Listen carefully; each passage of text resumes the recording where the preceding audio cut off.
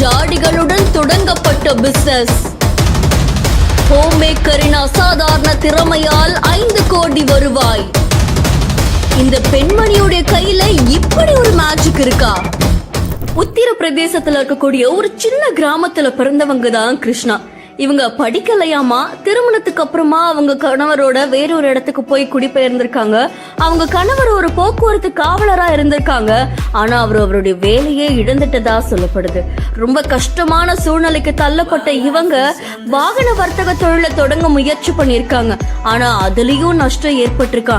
பாக்கெட்ல வெறும் 500 ரூபாய் மட்டும் வச்சுக்கிட்டு இவங்க தன்னுடைய கணவர் அதுக்கப்புறமா 3 குழந்தைகளோட ஊருக்கு இடம் பெயர்ந்திருக்காங்களாம். அங்க என்ன வேலை தேடினாலும் எனக்கு கிடைக்கல, என் கணவருக்கும் வேலை கிடைக்கலன்னு ரொம்பவே கஷ்டப்பட்டிருக்காங்க.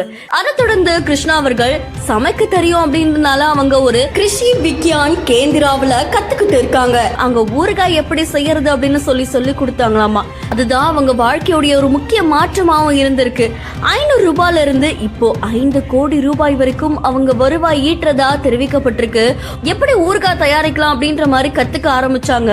சாலையோரத்துல ஒரு சின்ன மேசையை வச்சு அவங்க ஊறுகாய் பிசினஸ் ஸ்டார்ட் பண்ணிருக்காங்க. படிப்படியா அதுல உயர்ந்து போய் மக்களுக்கு இவங்களுடைய ஊறுகாய் பிசினஸ் ரொம்ப பிடிச்சு போக அது மூலியமா இவங்க உயர ஆரம்பிச்சிருக்காங்க. கருப்பு வத்தல் வச்சு தொடங்கின இவங்களுடைய ஊறுகாய் பிசினஸ்ல மாம்பழம், மிளகாய், எலுமிச்சைன்னு பல வகையான ஊறுகாய்களை அறிமுகப்படுத்தினாங்க. கிட்டத்தட்ட 250 வகையான ஊறுகாய்கள் மூலியமா பலரையுமே ஆச்சரியத்துல ஆழ்த்தியிருக்காங்க. 5 மாடி வசதியோட ஒரு நிறுவனத்தையும் தொடங்கி இருக்காங்க. அது மட்டும் இல்லாம பல விருதுகளையும் குவிச்சிருக்காங்க.